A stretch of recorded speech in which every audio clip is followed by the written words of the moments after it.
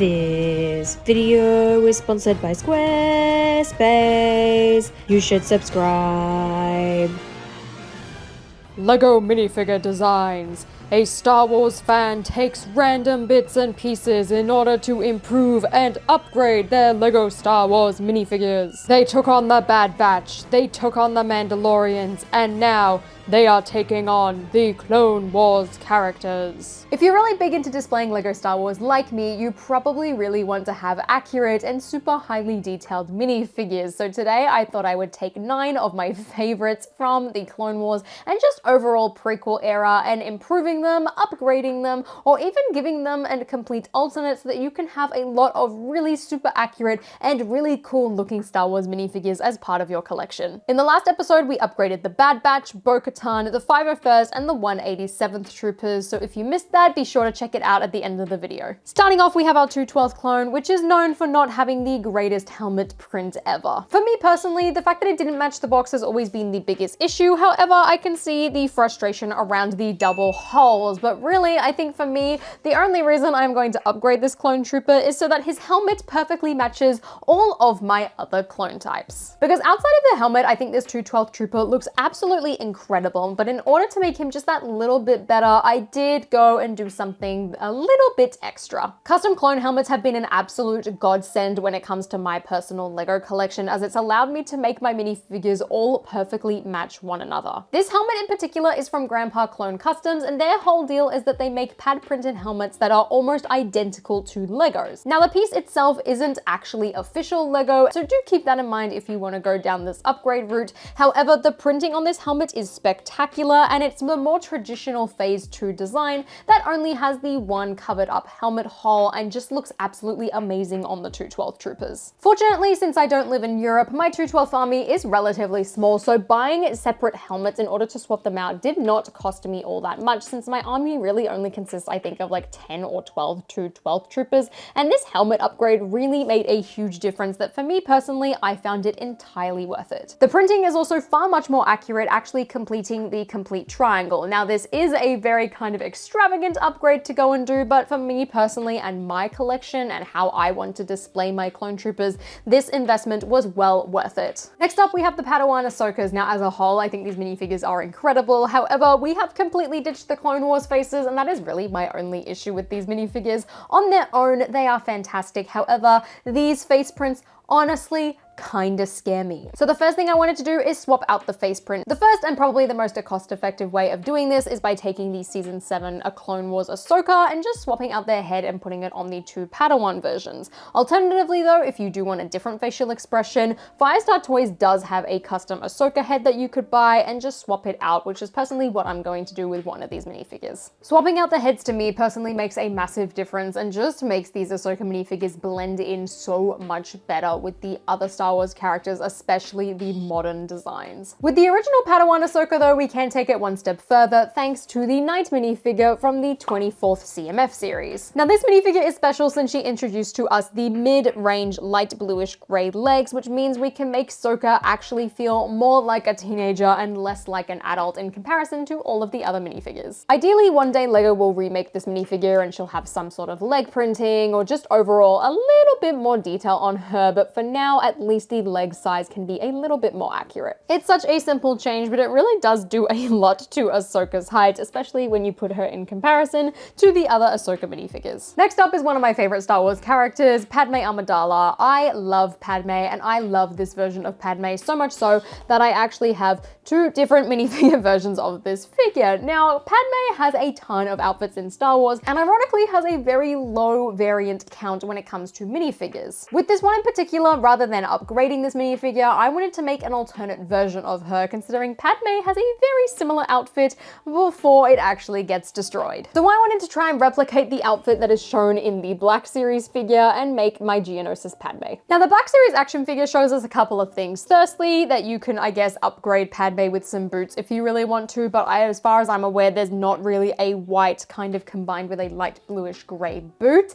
But the main thing is that her torso does have a little bit more fabric and doesn't quite quite show the midriff, as well as this really nice knitted cape on her. So step 1 is to adjust the torso. Now in order to do this, I went back to Grandpa Clone Customs and bought this custom sort of replacement Padme torso. Now this features her entire outfit from sort of top to bottom and really replicates the one from the Skywalker saga, so the whole design feels very authentic. Now we have pretty much the entire outfit, kind of minus the boots, which, you know, these aren't printed, so unfortunately they are not going to exist. But the next step is in order to add the cape. Now you could do this by buying Vision's cape from the CMF, or you could just go over to Capes for Minifigs and pick up a custom one, which is personally what I did, just because they're a little bit cheaper. And these capes as well feel a lot more stiff and aren't quite that same sort of soft fabric. Once that's done, I'm gonna stick the same head and hair from that other Padme minifigure and stick it on it just to give her a little bit of a Geonosis variant. Now, instead of just having two of the same Padme minifigure, I can mix it up and have both of her outfits. Now that Padme's complete, she is ready to go on my website, setsonatable.com.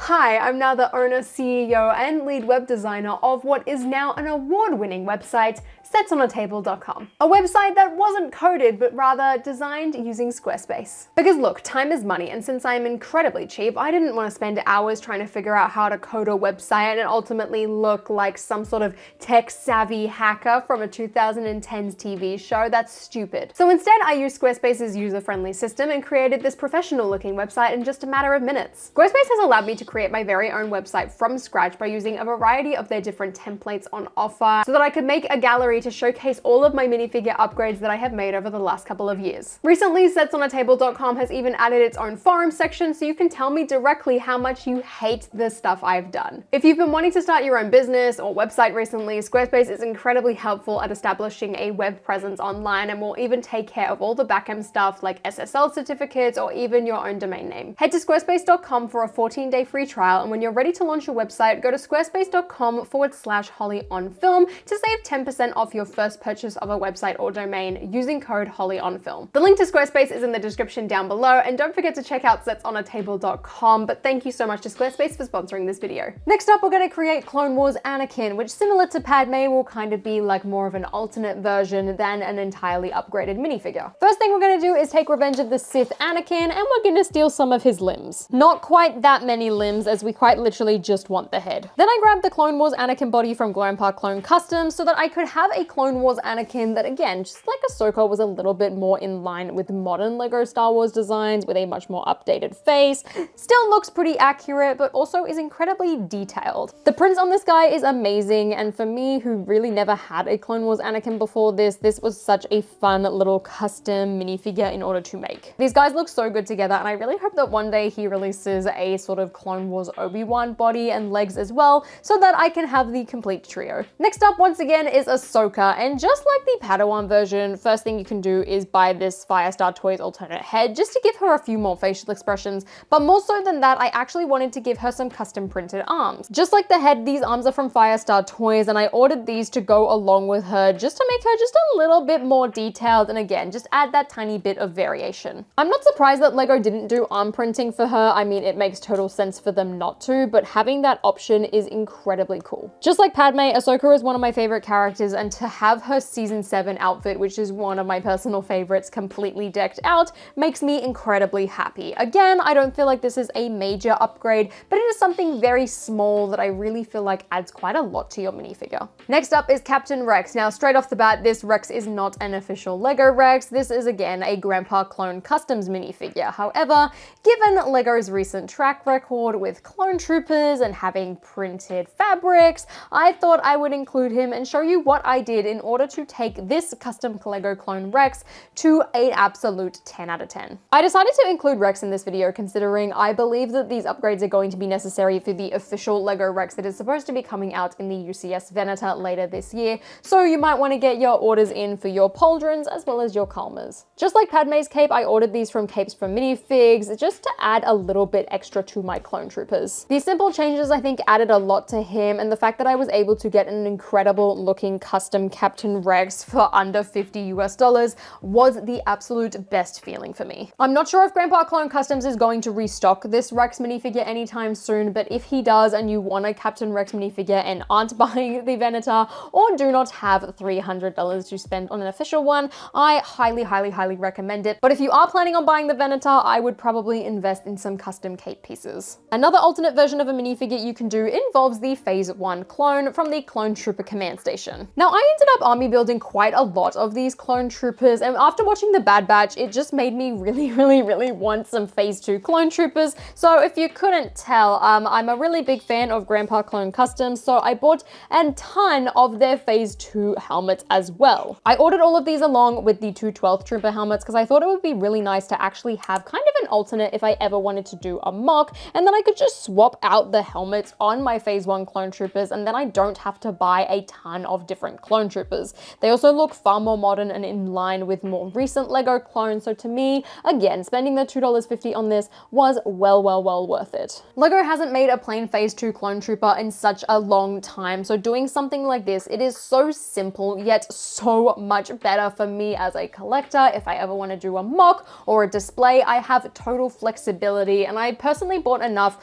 for all of my Phase 1 clone troopers, so if I wanted to do a half and half split or really just swap out all of them, I had the opportunity to. Alternatively though, I guess you could buy some of the Phase 1 clones separately and then just swap out the helmets and have Phase 2 troopers all of the time, but personally, I really think having that alternate option is probably the best way to go if you want to do something like this. Lastly is Shakti. Now, she is a very recent addition to my Lego Star Wars minifigure collection, so unfortunately, the upgrade that I actually want to do for her, I have not gotten around to receiving yet. Just like Ahsoka, I think she deserves a much less creepy looking face print. However, personally, I do think hers actually matches quite well. But luckily for me, Firestar Toys also did a variant of the Shakti head, so personally, this is something that I will be purchasing and swapping out on my minifigure. However, since they ship from the UK, I knew it wasn't going to arrive for this video, so I thought I would show you guys how it looks. Personally, this is something that I think is really going to suit my collection and my personal preferences when it comes to Lego Star Wars. However, the original Shakti head isn't all that bad, but I just think this is personally going to add a lot more value into my Lego Star Wars display. So there are all of the upgrades that I've made to my Prequel / Clone Wars minifigures. I cannot express how valuable I feel like all of these upgrades are to my personal Lego Star Wars minifigure collection. I really love the way that these minifigures look, and just swapping out or adding so many simple, small things really makes a massive difference when you put them all together like this. If you haven't already, be sure to check out my other Star Wars minifigure upgrade videos where you can learn how to give R2-D2 a third leg or even improve your Commander Cody. If you enjoyed this video, please give me a thumbs up and consider subscribing to my channel down below for a bunch more minifigure upgrades. Let me know who you'd like to see next, and until next time guys, I'll see you later.